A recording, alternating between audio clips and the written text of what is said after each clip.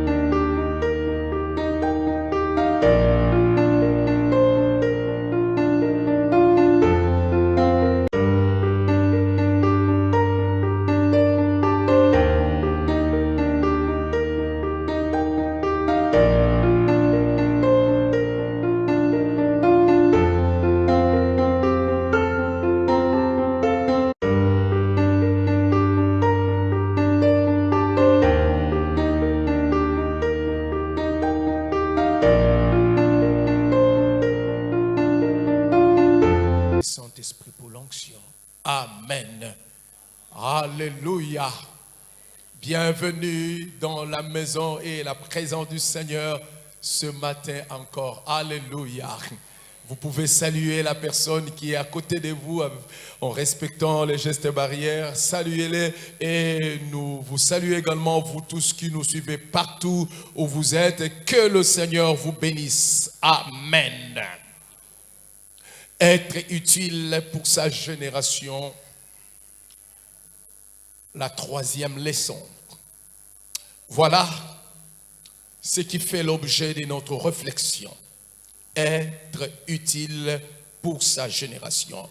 Et je vous invite à ouvrir la parole de Dieu dans le livre de Romains, le chapitre 13. Nous lisons le 7 premiers versets. Romains 13, 1 à 7. Que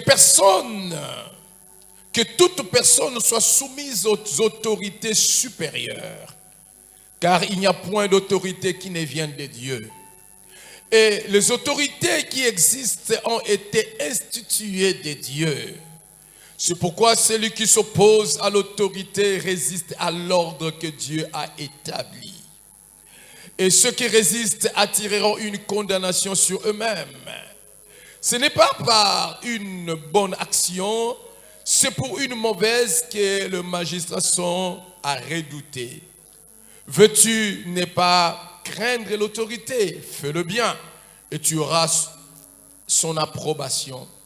Le magistrat est serviteur de Dieu pour ton bien. Mais si tu fais le mal, crains, car ce n'est pas en vain qu'il porte l'épée. Étant serviteur de Dieu pour exercer la vengeance et punir celui qui fait le mal. Il est donc nécessaire d'être soumis, non seulement par crainte de la punition, mais encore par motif de conscience. C'est aussi pour cela que vous payez les impôts, car les magistrats sont des ministres de Dieu entièrement appliqués à cette fonction. Rendez à tous ce qui leur est dû. L'impôt à qui vous devez l'impôt, les tribus à qui vous devez les tribus, la crainte à qui vous devez la crainte, l'honneur à qui vous devez l'honneur. Amen. Être utile pour sa génération. Bien-aimés, en troisième lieu, nous pouvons devenir des personnes utiles pour notre génération en connaissant et en obéissant aux lois de notre société. Saint-Esprit pour l'onction. Amen. Alléluia. Bienvenue dans la maison et la présence du Seigneur ce matin encore. Alléluia. Vous pouvez saluer la personne qui est à côté de vous en respectant les gestes barrières. Saluez-les et nous vous saluons également, vous tous qui nous suivez partout où vous êtes. Que le Seigneur vous bénisse. Amen. Être utile pour sa génération, la troisième leçon. Voilà ce qui fait l'objet de notre réflexion. Être utile pour sa génération. Et je vous invite à ouvrir la parole de Dieu dans le livre de Romains, le chapitre 13. Nous lisons le 7 premiers versets. Romains 13, 1 à 7. Que toute personne soit soumise aux autorités supérieures, car il n'y a point d'autorité qui ne vienne de Dieu. Et les autorités qui existent ont été instituées de Dieu. C'est pourquoi celui qui s'oppose à l'autorité résiste à l'ordre que Dieu a établi.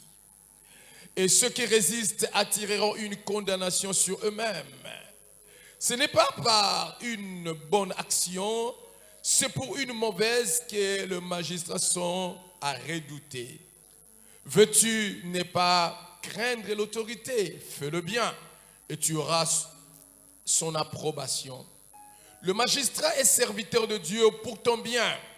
Mais si tu fais le mal, crains, car ce n'est pas en vain qu'il porte l'épée, étant serviteur de Dieu pour exercer la vengeance et punir celui qui fait le mal.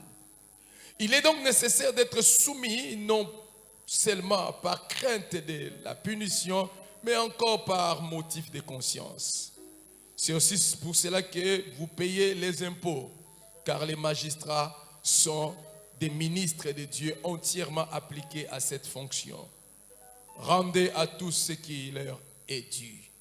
L'impôt à qui vous devez l'impôt, les tribus à qui vous devez les tribus, la crainte à qui vous devez la crainte, l'honneur à qui vous devez l'honneur. Amen.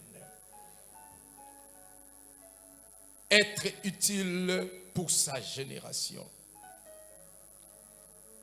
Bien-aimés, en troisième lieu, nous pouvons devenir des personnes utiles pour notre génération en connaissant et en obéissant aux lois de notre société. Pour que nous soyons utiles pour notre génération, nous devons apprendre à connaître et à obéir aux lois qui régissent notre société.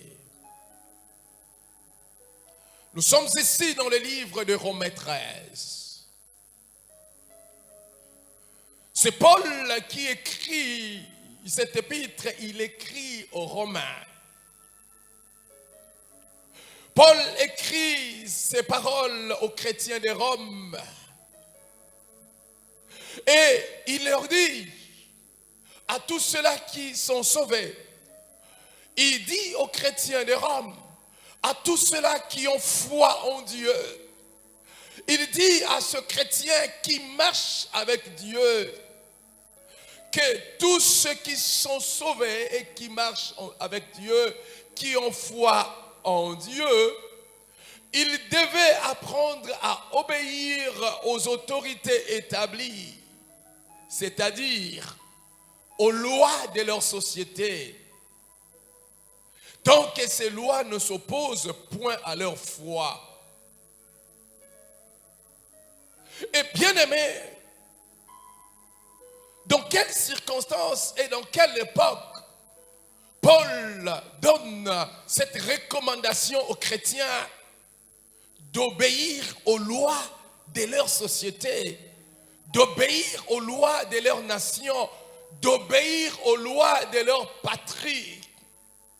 Dans quelles circonstances et dans quelle époque Paul donne cette recommandation? Il donne cette recommandation à l'époque où Néron était l'empereur de Rome. Et vous savez, dans l'histoire de l'Église, Néron est considéré comme le plus cruel, l'un des plus cruels des empereurs romains.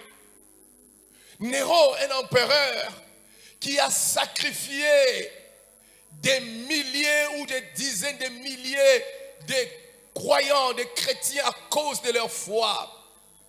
il les a jetés aux fosses aux lions.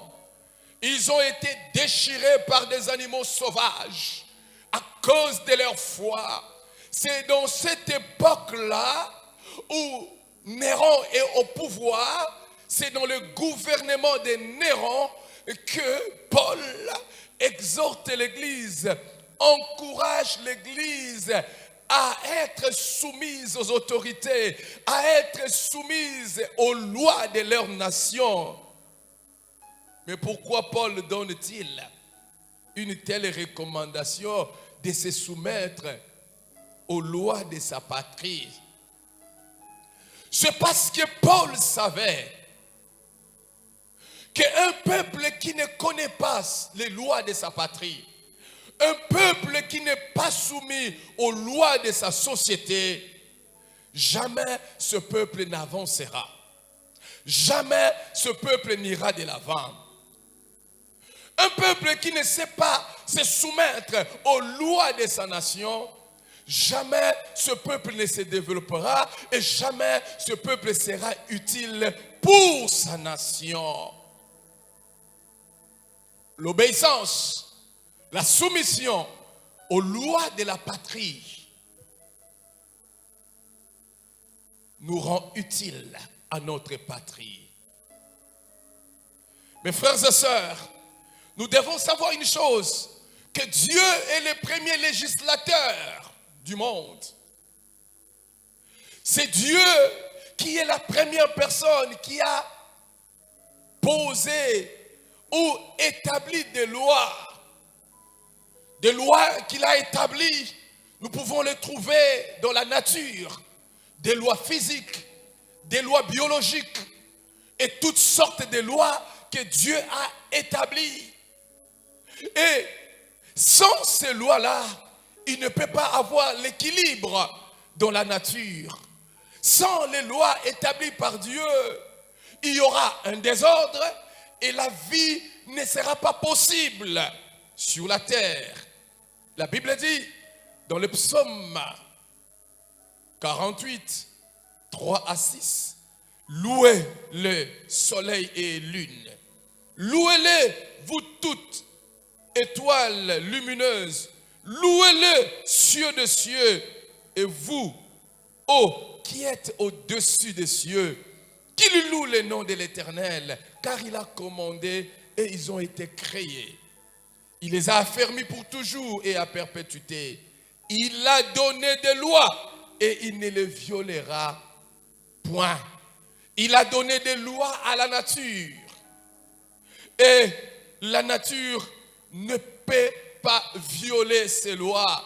Car si la nature arrive à violer ces lois, il n'y aura plus possibilité de l'existence. Il n'y aura plus possibilité de la vie.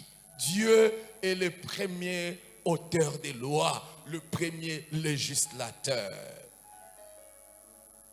Et depuis la chute d'Adam, depuis que l'homme s'était rébellé contre Dieu dans le jardin d'Éden, depuis que l'homme avait choisi de se détourner de Dieu, Dieu a laissé aux hommes d'organiser leur société. Pourquoi Dieu les a-t-il laissés à organiser leur société? Dieu a laissé ces hommes d'organiser leur société pour qu'il y ait la vie dans cette société, pour qu'il y ait possibilité de vivre, pour qu'il y ait l'harmonie dans cette société. Et Dieu a donné à ces hommes, il a laissé à ces hommes d'organiser leur société, afin que cette société s'épanouisse, malgré que cet homme est rempli de tares, malgré que cet homme est rempli de faiblesses, parce qu'il ne connaît pas Dieu, malgré que cet homme est rempli de limites, parce qu'il ne connaît pas la voie de Dieu. Dieu laisse quand même à cet homme d'être l'auteur, de l'organisateur de sa propre société, de sa propre environnement, pour sa survie. Pour que cet homme vive, il doit organiser sa société.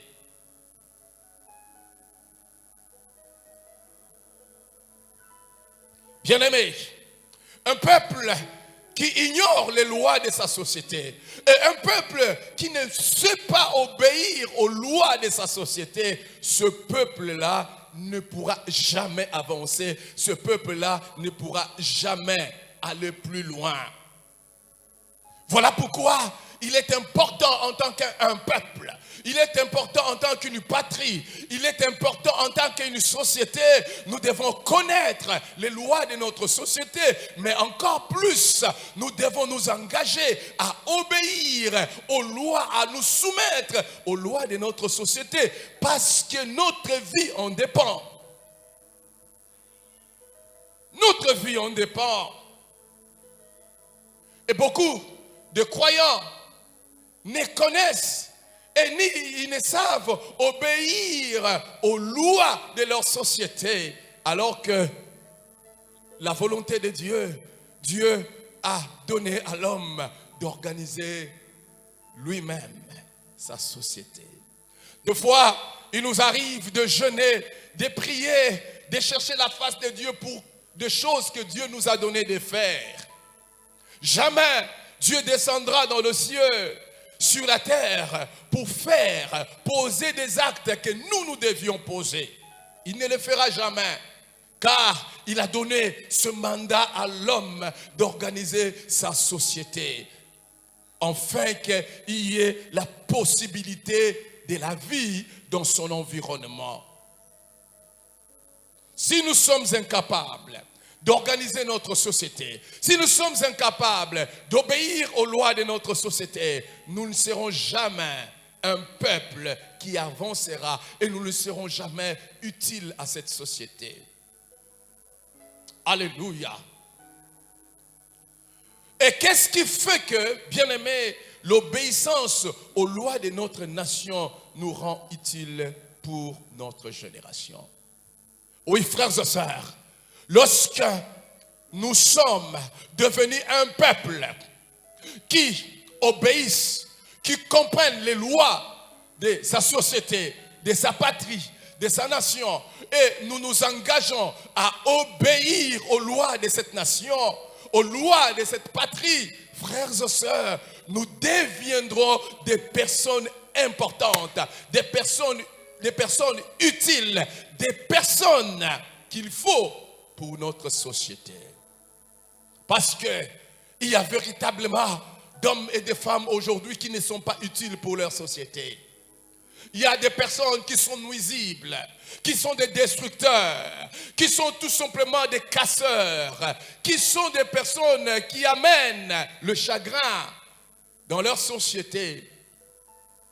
Et ce n'est pas ce que Dieu veut. Et Paul dit aux chrétiens de Rome, alors qu'ils étaient dans un environnement très dictatorial, avec un empereur méchant, cruel, il leur exhorte, il leur encourage pour votre bien, pour l'ordre, pour votre développement. Vous devez arriver à obéir quand même aux lois de votre société.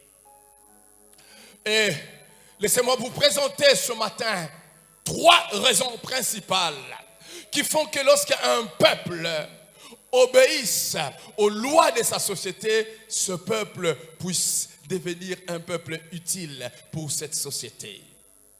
Ce peuple puisse devenir un peuple utile pour sa génération. La première raison est que obéir aux lois de notre nation, de notre patrie, fait de nous des personnes qui participent à l'organisation de cette nation. Lorsque nous apprenons à obéir, à nous soumettre aux lois de notre patrie, en réalité, en nous soumettant aux lois de notre patrie, nous sommes en train de nous adhérer, nous sommes en train de nous engager, nous sommes en train de mettre la main dans la pâte dans l'organisation de notre société. Romains 13, 2, l'apôtre dit, c'est pourquoi celui qui s'oppose à l'autorité résiste à l'ordre que Dieu a établi. Il résiste à l'ordre que Dieu a établi. il y a un ordre que Dieu a établi pour que la société avance. Et ceux qui n'obéissent pas à cela, ceux qui ne se soumettent pas à ces lois, ils résistent, ils travaillent contre l'ordre que Dieu a établi. Une nation auquel les lois ne sont pas respectées, c'est une nation qui n'avancera jamais. Bien-aimés dans le Seigneur, le croyant naturellement devait être les premières personnes à se soumettre aux lois de leur patrie. Les croyants naturellement devaient être les premières personnes à obéir, à connaître et à se soumettre aux lois de leur patrie. Pourquoi? Parce que c'est un ordre qui vient de leur Dieu. C'est leur Dieu qui les a exigés de le faire. Et ne pas se soumettre à cela, c'est tout simplement briser l'ordre que leur Dieu a établi. Et l'un des moments les plus sombres de l'histoire du peuple d'Israël, c'est le moment où il n'y avait plus de loi et il n'y avait plus de gouverneur. C'est le moment où il n'y avait plus de loi et il n'y avait plus d'autorité. C'est le moment où Israël a traversé un temps, une saison très sombre. Et vous le connaissez, c'est le moment de juge. Dans cette période de juge, il n'y avait pas de loi, il n'y avait pas d'autorité, il n'y avait pas de roi. Et la Bible dit que chacun faisait ce qui lui semblait bon. Quel pire moment pour un peuple lorsque chacun peut faire ce qui lui semble bon. Dans Juge 17, le verset 6, la Bible dit, en ces temps-là, il n'y avait point de roi en Israël et chacun faisait ce qui lui semblait bon. C'est le moment le plus sombre pour Israël. Combien un peuple peut traverser de pires moments, des moments les plus sombres dans sa société, lorsqu'au milieu de ce peuple, il n'y a pas de loi. Lorsqu'au milieu de ce peuple, il n'y a pas obéissance aux lois. Lorsqu'au milieu de ce peuple, dans cette société, chacun fait ce qui lui semble bon. Vous savez mes frères, lorsque nous méditons l'Ancien Testament, nous devons faire très attention. Parce que dans l'Ancien Testament, il y a plusieurs types de lois. Parce que des fois, lorsque nous méditons l'Ancien Testament, nous prenons le tout et nous voulons l'appliquer en nous. Non, il y a dans l'Ancien Testament des lois d'ordre spirituel. Des lois qui étaient liées à la relation d'Israël avec Dieu. Il y a dans l'Ancienne Alliance, dans l'Ancien Testament, des lois d'ordre sanitaire, des lois qui étaient liées tout simplement à la santé du peuple. Tu ne toucheras pas le cadavre. C'était des lois liées à la santé du peuple.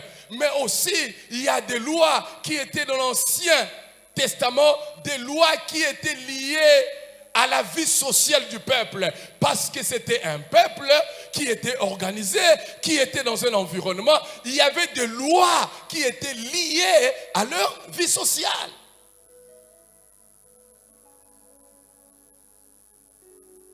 Alléluia.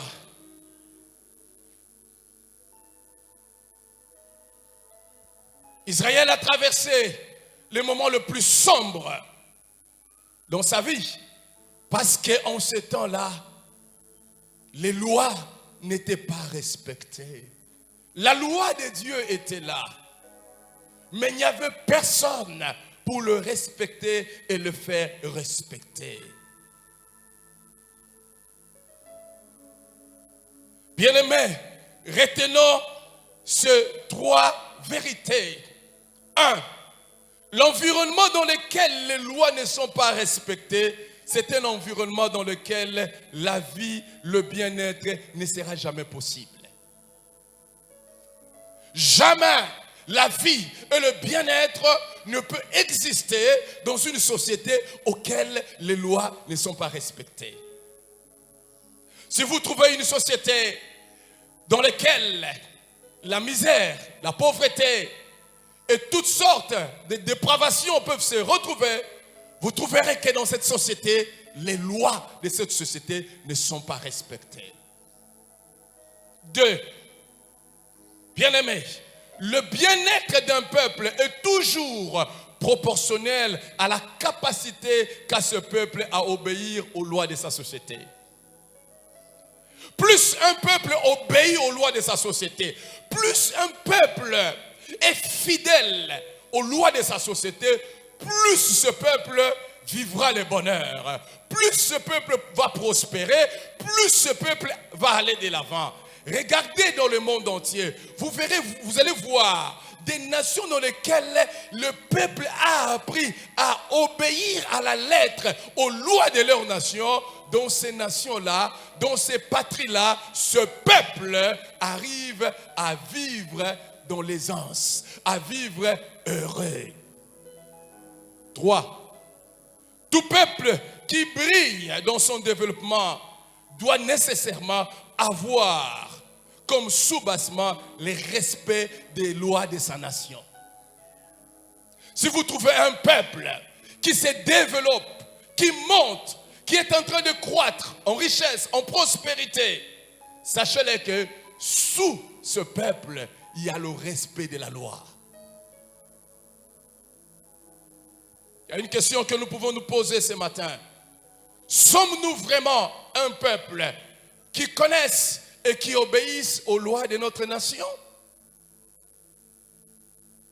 Est-ce que nous obéissons aux lois de notre nation? Écoutez, frères et sœurs, un homme peut pécher de 3 manières.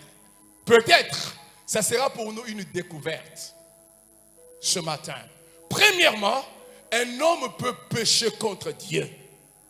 Il peut avoir des problèmes contre Dieu. Il brise la loi de Dieu. Il pêche contre Dieu. La relation avec Dieu est coupée. Ça, c'est la première dimension du péché qu'un homme peut avoir à commettre dans sa vie. Il pêche contre Dieu. Deuxièmement, l'homme peut pécher contre son prochain et contre lui-même. Tu as fait du mal à ton prochain. Tu n'as pas joué le rôle que tu devais jouer auprès de ton prochain. Voyons comme Caïn, au lieu de protéger son frère, il a tué son frère, il a détruit son frère. Il pêche contre son prochain. Troisièmement, un homme peut pécher contre sa patrie. Un homme peut pécher contre sa patrie. Comment? En brisant les lois de sa patrie, en marchant loin des lois de sa patrie, en violant les lois de sa patrie. Frères et sœurs, peut-être n'as-tu pas péché contre Dieu, peut-être n'as-tu pas péché contre ton prochain, mais dans notre vie, est-ce que n'avons-nous pas péché contre la patrie? Est-ce que n'avons-nous pas péché contre la nation? N'avons-nous pas quelque part brisé les lois de la nation?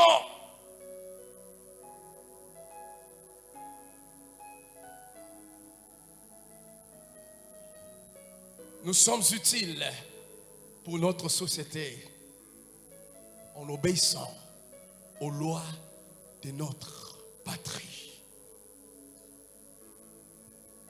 Qu'est-ce qui rend un homme utile? Lorsqu'un homme obéit aux lois de sa patrie, qu'est-ce qui fait que cet homme devienne une personne utile? C'est parce que l'obéissance aux lois de notre nation fait de chacun d'entre nous des premiers investisseurs dans notre nation. Nous cherchons les investisseurs partout. Des gens qui peuvent amener les fonds pour investir, pour que la nation aille de l'avant. Mais sachez-le que le premier capital que nous avons, que nous devons investir pour faire avancer une nation, une patrie, s'appelle l'obéissance aux lois de cette patrie.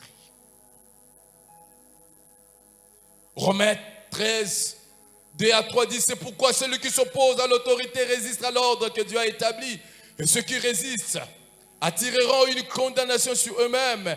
Rendez à tous ce qui leur est dû. L'impôt à ceux qui vous devez l'impôt. Le tribut à ceux qui vous devez le tribut. La crainte à ceux qui vous devez la crainte. Et l'honneur à ceux qui vous devez l'honneur. Notre premier investissement pour développer notre patrie, pour faire avancer notre patrie, pour être des réponses aux problèmes de notre patrie, c'est d'abord apprendre à obéir aux lois de notre patrie. Bien-aimés, une mine d'or qui serait gérée sans loi n'apportera à ces gestionnaires au finish que la pauvreté et la misère. Sommes-nous des hommes et des femmes? Sommes-nous des croyants? Sommes-nous une église qui obéit aux lois de la nation?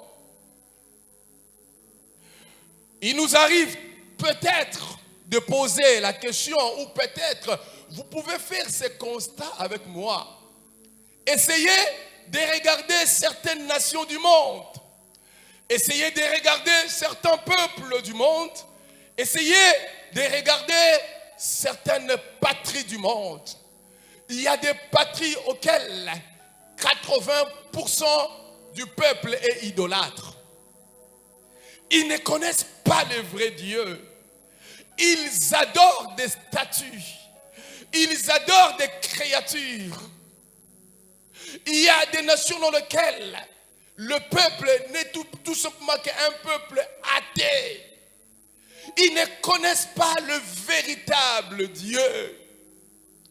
Je me rappelle un jour, mon épouse parlait avec un Chinois qui parlait français. Et dans cette époque-là, il lui avait même offert la Bible. Il lui parlait de Jésus. Cet homme n'avait jamais entendu parler de Jésus. Il ne savait même pas qui était ce Jésus. Et il était tellement passionné d'entendre qu'il y avait un certain Jésus qui était mort à la croix pour nous. Je ne sais pas si cet homme est venu à la foi. Il était jeune. Il parlait français. C'était un Chinois. Mais il ne connaissait rien du véritable Sauveur qui est Jésus-Christ. Mais le constat est que quand vous regardez ces nations qui est bâtie sur l'athéisme, qui est bâtie sur l'idolâtrie, mais quand vous regardez ce peuple, quand vous regardez ces nations, vous allez remarquer que ces nations avancent. Vous allez remarquer que ces nations se développent. Mais comment ces nations arrivent-ils à se développer alors que les nations dites chrétiennes à 90% n'arrivent pas à avancer? Le problème est un seul. Dieu honore ceux qui obéissent aux lois de la société, aux lois de la nation. C'est un principe établi par Dieu. Un peuple qui ne connaît pas Dieu, mais qui obéirait aux lois de sa société, qui connaîtrait les lois de sa société et qui marcherait selon les lois de sa société, ce peuple-là va avancer. Parce que Dieu a établi les hommes comme étant les organisateurs de leur société. Ce peuple-là va avancer. Voilà pourquoi vous voyez ces nations qui avancent. Ces nations qui percent. Parce que ce peuple connaissent les lois de leur société et ils obéissent. Mes frères, un peuple qui se retrouverait dans un environnement semblable au paradis, où il y a tout pour réussir, où il y a tout pour aller de l'avant, où il y a tout pour avancer, où il y a tout pour prospérer, où il y a tout pour devenir grand. lorsque ce peuple vivrait dans un tel environnement, si ce peuple n'a pas de loi, si ce peuple n'obéit pas aux lois de cet environnement, ce peuple transformera leur paradis en enfer.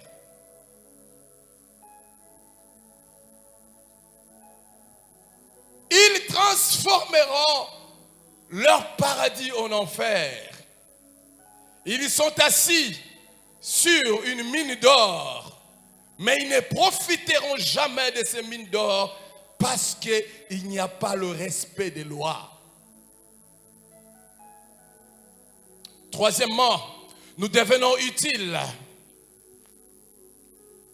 pour notre génération lorsque nous obéissons aux lois de notre patrie.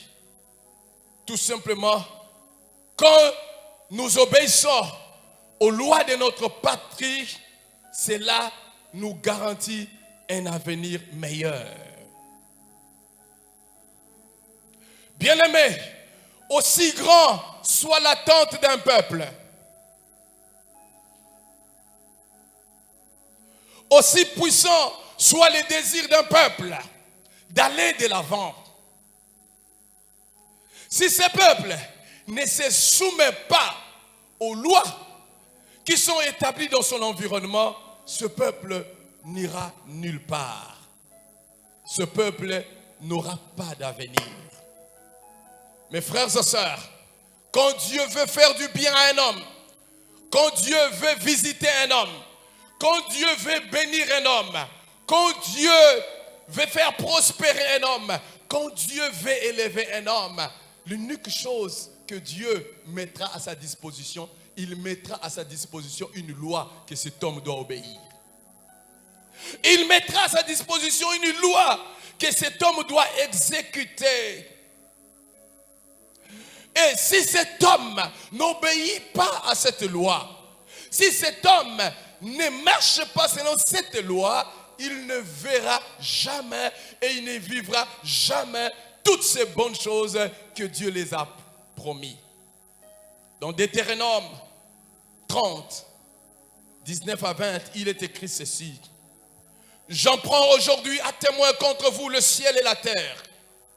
Je mis devant toi la vie et la mort, la bénédiction et la malédiction. Choisis la vie afin que tu vives, toi et ta postérité. Pour aimer l'Éternel ton Dieu, pour obéir à sa voix et pour t'attacher à lui, car de cela dépendra ta vie et la prolongation de tes jours. Et c'est ainsi que tu pourras demeurer dans le pays que l'Éternel a juré de donner à tes pères Abraham, Isaac et Jacob. Bien-aimés dans le Seigneur, préparer un peuple à un avenir meilleur signifie 4 choses. Si nous voulons préparer une patrie, si nous voulons préparer un peuple, si nous voulons préparer une génération à un avenir meilleur, nous devons veiller à ces 4 choses. 1. Préparer un peuple à un avenir meilleur, c'est tout simplement prendre des dispositions. Des dispositions qu'il faut, qui cultivent ce peuple à la connaissance et à l'obéissance des lois qui régissent sa société depuis les plus bas âges. Si nous voulons donner un avenir à un peuple, si nous voulons donner un avenir à une patrie, si nous voulons donner un avenir à une nation, nous devons d'abord commencer par cultiver, donner, injecter la mentalité de l'obéissance à la loi de notre société, à notre peuple de les bas âges. La Bible dit dans Proverbe 22:6, instruis l'enfant selon la voie qu'il doit suivre, et quand il sera vieux, il ne s'en détournera pas. Que nos enfants qui sont encore à la maternelle, que nos enfants qui sont encore à l'école primaire, que nos enfants qui sont élèves, qui sont étudiants, On doit arriver à un niveau de les cultiver, de les conduire, de l'injecter. L'esprit de l'obéissance aux lois de la patrie, aux lois de la nation. On doit commencer cela dès le bas âge.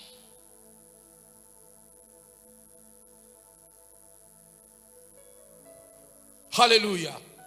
Deuxièmement, si nous voulons préparer un peuple à un avenir meilleur, préparer un peuple à un avenir meilleur, c'est conduire ce peuple à comprendre dès aujourd'hui que son avenir se cache dans le respect de la loi de sa société aujourd'hui. Cela veut dire, si ce peuple n'obéit pas, ne respecte pas les lois de sa société, du plus petit peuple jusqu'au plus grand, s'il n'y a pas respect aux lois de sa société, vous devez le savoir que ce peuple n'a pas d'avenir. Ce peuple n'a pas d'avenir. Troisièmement, préparer un peuple à un avenir meilleur se repose dans le fait de conduire ce peuple à comprendre que chaque iota de la loi de sa patrie, de la loi de sa nation qu'il viole, en réalité, il est en train d'hypothéquer son avenir, l'avenir de cette nation.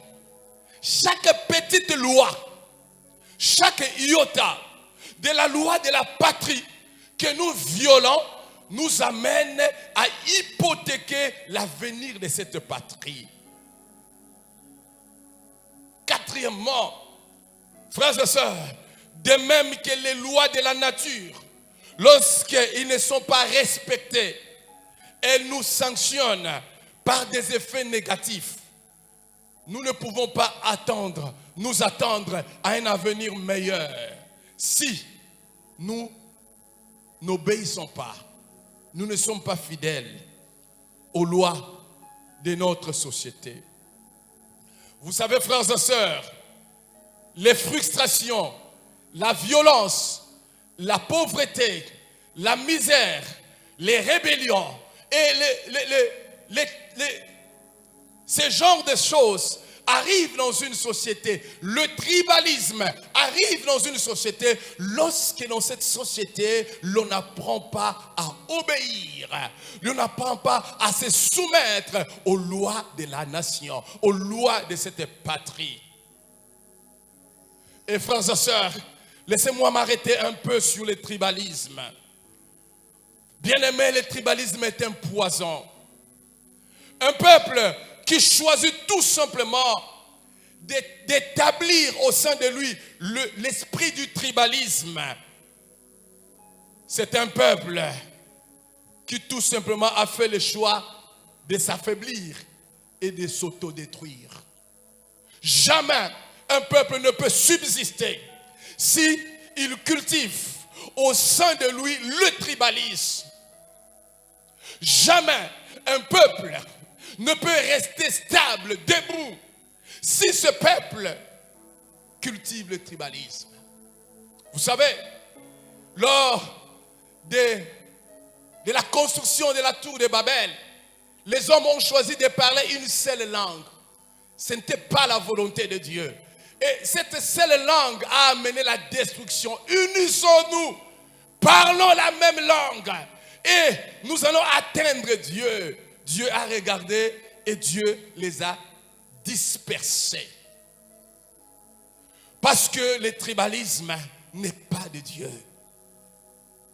Et bien aimé, le tribalisme détruit une société à cause de 3 raisons. 1, le tribalisme détruit une société parce qu'il attaque à la loi de la diversité. Là où il y a le tribalisme, en réalité, dans cet environnement-là, on est en train d'attaquer à la loi de la diversité. Écoutez, Dieu n'est pas le Dieu de la monotonie. Dieu est le Dieu de la diversité. Imaginez sur la terre, imaginez dans l'univers, si nous tous, nous avions la même taille, si il y avait le même goût, si tout était de la même couleur, imaginez que si tout était de ce genre-là, la même taille, la même couleur, le même goût, même aliment, nous n'avions que des viandes et des viandes, et la même viande, pas autre chose. Et vous-même dans votre vie, nous-mêmes dans notre vie, si on vous donnait de manger que la viande et la viande, et si on vous donnait de manger que le même légume, les épinards, imaginez que si dans l'univers, dans la création, et toutes les fleurs étaient de la même couleur, où serait l'harmonie, où serait la beauté? L'harmonie et la beauté se trouvent dans la diversité. Et Dieu est le Dieu de la diversité. Et lorsque le tribalisme s'implante au sein d'un peuple, il vient pour briser la diversité et pour détruire le peuple. Le tribalisme détruit une société parce qu'il attaque à la loi de l'impartialité. Là où le tribalisme s'établit, c'est un groupe d'hommes qui seront favorisés et il y aura un autre groupe qui sera défavorisé. Or, Dieu ne tient exception de personne. Il ne tient exception de personne. Là où le tribalisme s'établit, le tribalisme détruit une société parce qu'il attaque au bon sens d'un peuple.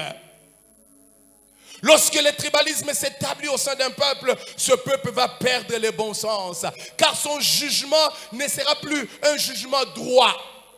Il ne sera plus neutre dans son jugement. Pourquoi? Parce que son jugement sera impulsé, sera poussé par un sentiment qui est à l'intérieur. Or, Dieu n'est pas un Dieu sentimental. Dieu regarde tous les hommes de la même manière. Et il juge tous les hommes de la même manière. Si nous voulons nous développer, si nous voulons avancer, ce mal ne doit pas être au milieu de nous. Et pas surtout au milieu des enfants de Dieu. Et pas surtout au sein de l'Église. Nous devons, mes frères, si nous voulons être utiles à notre nation, si nous voulons être utiles à notre peuple, si nous voulons être utiles à notre patrie, frères et sœurs, le temps est arrivé où nous devons apprendre à obéir à la toute petite loi que nous connaissons de notre peuple, de notre nation. Un peuple ne peut jamais avancer. Un peuple ne peut jamais aller de l'avant si ce peuple est incapable d'obéir aux lois qui sont établies au sein de sa patrie. Paul dit, ce Dieu qui a créé cet ordre. Et là où il y a le désordre, il n'y a pas l'existence. Là où il y a le désordre, il y a le chaos. Là où il y a le désordre, il n'y a pas de vie. Frères et sœurs, si nous devons prier aujourd'hui pour notre patrie, si nous devons prier aujourd'hui pour notre nation, nous devons prier pour que Dieu nous donne des dispositions à obéir aux lois de notre nation, aux lois de notre patrie. Et nous deviendrons un peuple utile pour sa patrie. Et nous deviendrons un peuple utile pour sa nation. Alors, nous avons un avenir. Alors, nous aurons un avenir dans notre nation. Alors, nous n'allons pas rougir demain. Alors, nous vivrons de jours heureux.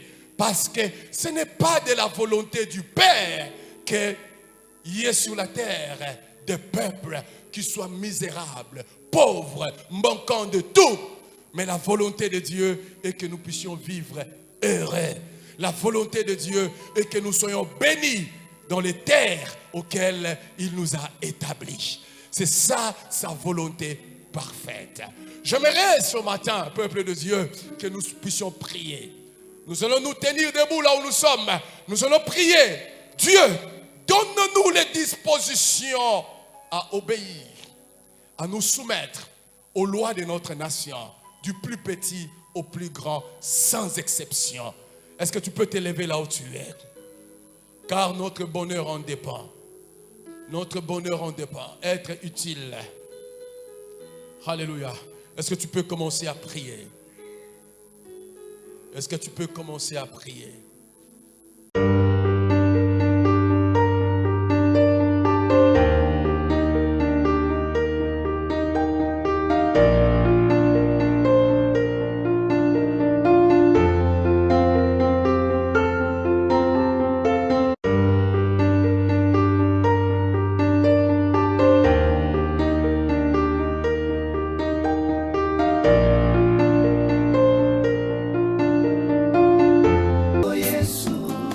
Jina lako Yesu, jina lako Yesu, jina lako Yesu, jina lako Yesu, jina lako Yesu, jina lako Yesu.